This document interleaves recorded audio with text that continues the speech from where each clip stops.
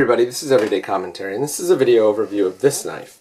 And this knife is the Spyderco Positron. The Positron is a collaboration between Spyderco and custom knife maker Brad Southard. It is the second such collaboration between Spyderco. The first being the eponymous Spyderco Southard. I think they probably should have chosen a different name because he's going to make a lot of knives for them, I'm sure, because he does a very good job with design. So, the specs on this knife, it is real carbon fiber, not the carbon fiber G10 laminate that is often seen on Spydercos. It is just over 3 inches long. The blade steel is S30V. It is a pivot bearing, a flipper. It's a liner lock. It runs the really nice Spyderco wire clip.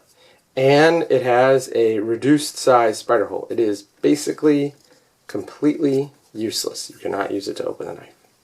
A couple things about this knife. It is made in Taichung, Taiwan. It's around, I think, 180 bucks. And it's a very well-made knife. It has, and you can see there, it has nested liners. And there is a piece of metal here, a piece of metal here. But they're sort of tabs as opposed to something that traces the shape of the handle. They do add a little bit of rigidity, I would suppose, although I think given the nature of the carbon fiber and just how thick the carbon fiber is, that rigidity is probably not necessary. The fit and finish, because it's a Taichung, Taiwan Spyderco, is amazing. The flipping action is quite good. No need for a wrist flick, no need really to preload.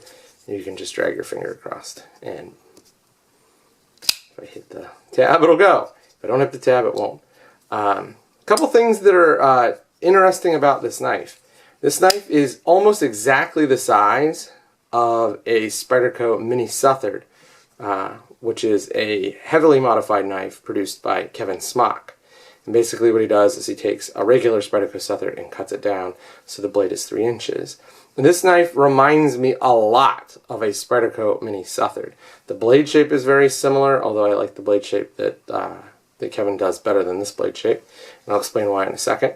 And the contouring, Kevin did a lot of contouring on the handle scales. The one that I had lightning strike carbon fiber with contoured handle scales, and it was very similar to this knife. So, do I like this knife? Well, if this was the only flipper I'd ever handled, I would love it. It would be very great. The flipping action's good, the size is right, the weight is right. It works very well in the hand. You can see the way that the palm swell sort of just picks up these last two fingers. The wire clips are really great because they don't have any hot spots generally. And I think it's a very good knife. The problem is it's not the only flipper. This is a really competitive marketplace right now. And compared to other flippers,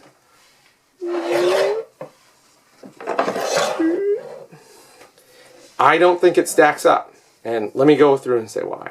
So, fit and finish is really good. However, I did notice that at the top, right here, right near the spine, where the contouring is, on both sides, there's sort of little pock marks in the carbon fiber. And what I'm supposing is happening is that this is not a low void carbon fiber or an ultra low void carbon fiber. And so as they round over, because the pock marks are sort of lined up right in the same place on both sides of the handle, then in fact what's happening is they're just hitting a place in the carbon fiber when they do the contouring that exposes some little bit of the edge. It's not a big deal. You can feel it. You can't, well, you can kind of see it, but you can definitely feel it. So that's one thing. It's a little weird that that happened. Number two, the other thing that I really don't care for is S30V steel. I mean, I know that it's a good steel, it's certainly acceptable, but the competition is running better steel, and this in particular is the same price. So I don't know why they went with S30V other than the fact that it seems like after the original run of the Techno, Spyderco just did their heat treat on S30V and sent a bunch over to Taiwan, and so they've been using that stockpile ever since then, because if you notice, the Techno used to be XHP, and now it's being sold with S30V. And so a lot of the knives that are coming out of Taichung, Taiwan, in fact, I think all of the new ones that come out of Taichung, Taiwan are running S30V.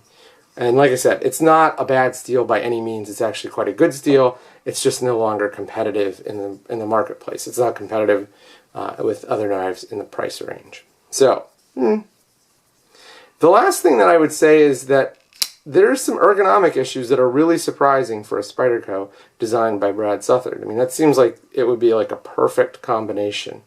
But the original Southard had some pretty weird ergonomics issues. And so here's one.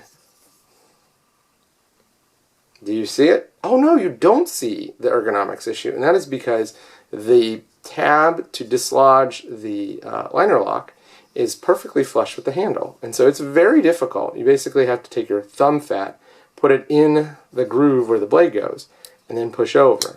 Not a big deal, but let me show you how it works here. Oh, there you go. It's a place to catch your thumb. Or, even better, boom! It's super accessible on this knife, the Lion Steel Tray G10. So I really don't like that at all. This is the second flipper from Taichung, Taiwan that Spyderco is designed with this problem. The Rubicon also has this problem. It's very hard to access the lock bar. So that's one thing. Here's the other thing. When you disengage the lock, your fingernail gets hit by the flipper tab. Well, that's not a big deal. Over time, it is kind of annoying. And if you look here, you're out of the way because you don't have to get so far in there to disengage the knife. So, it's not a big deal, but it is kind of annoying and sort of surprising given the lineage of this knife. The other thing is, I'm not a huge fan of this sort of shallow belly but still pointy kind of blade. It's sort of like it's not sure it wants to be a Wharncliffe, not sure it wants to be a drop point. I also don't think it looks all that great. It kind of looks like it looks like it's the second to last sketch before the final blade prototype. In the Mini Southard, there is a much stronger commitment to the Wharncliffe blade shape, and it basically has the same amount of belly, it just looks better. And this is a purely aesthetic thing. I think that one of the issues here is that, you know, this is a knife that's designed to be a premium knife, and so in a premium knife, you're paying at least some point, for looks, and I don't think that it is as good looking as it could be. I would have much preferred the, you know, sort of obvious commitment to the Wharncliffe blade shape. So that's the other thing. Overall, if you have a Mini Southard, there is no reason for you to go buy this knife. It's just clearly inferior. If you have a Spyderco Southard and you think it's too big or too heavy, then you should look into this knife. But you should also look into these other knives, because these other knives are as good or better. I'm going to be doing a shootout on all three of these flippers, because they were all released in the same calendar year. They are all aimed at the same market. But I can tell you right away, even without sort of going through and doing the numbers, and this is unusual for a shootout of mine, because normally I like to have like no idea what's going to happen, that this knife is not going to win. This knife is not close to being in the same class. It's a good knife, it's an above average knife, but these are really great knives. So that's a problem. This knife's review is going to come out probably tomorrow. This knife's review is going to come out next week, and then I'm hopefully going to get to this knife the week after.